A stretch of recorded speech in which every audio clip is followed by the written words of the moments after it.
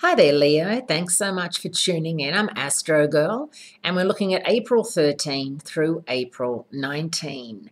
And this is quite a feisty week for you, with Mars in Taurus, a fixed, stubborn sign, just like yourself. And Leos hate it when I say that. They're always like, I'm so easygoing, and I'm not a fixed sign. I am not stubborn. And then I have to point out, well, Madonna is a Leo, and she's kind of stubborn, and she's kind of fixed, and she's kind of the boss.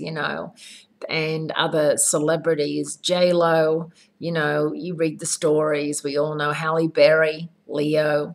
And I just think that Leos think that they are easygoing and flexible. And hey, they're easygoing and flexible when they have their extensions in and they have, fabulous outfit on, but it's always about the hair more than anything, because of course that's the main. So you may feel as if you're not a stubborn, inflexible sign, but you are, and you're a stubborn fire sign, and you go head to head with a stubborn earth sign, which is Mars in Taurus. And it's going to be like two bulls in a china shop. It's not going to be pretty, but it is going to help you work out what it is you're so angry about. Maybe there's an underlying cause of why you're angry, and maybe there's a way of fixing it.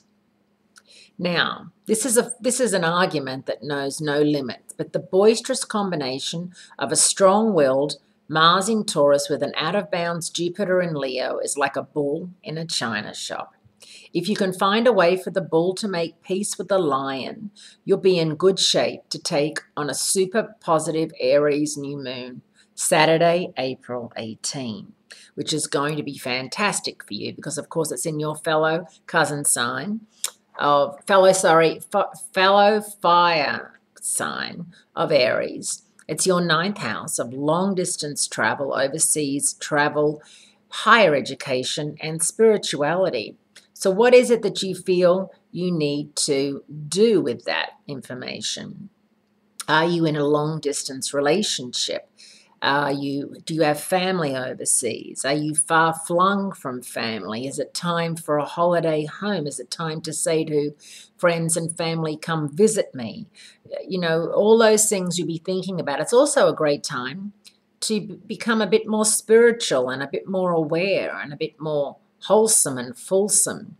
Sometimes we go through life and we read all the quotes on Facebook about, being the light, shining light and all that. And we share it and we think that's great.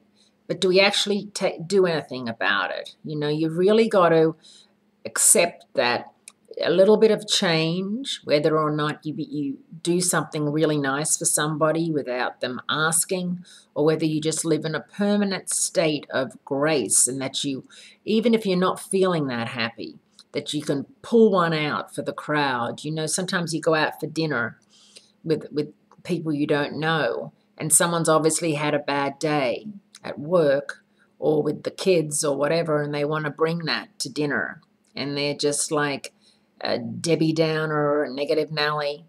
And I often get quite annoyed about that because I feel like, we're all sitting around a dinner table. I've never met you before, and I'm having to force conversation from you.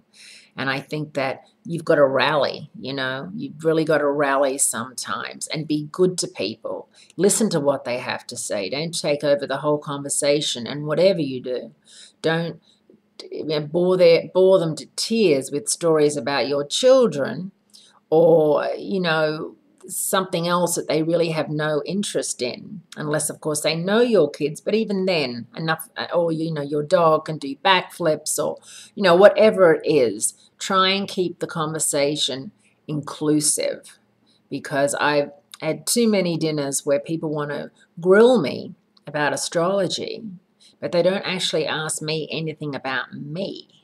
And, we all want to be asked about ourselves. Have a great week. Great speaking to you, and I do look forward to speaking to you again next week.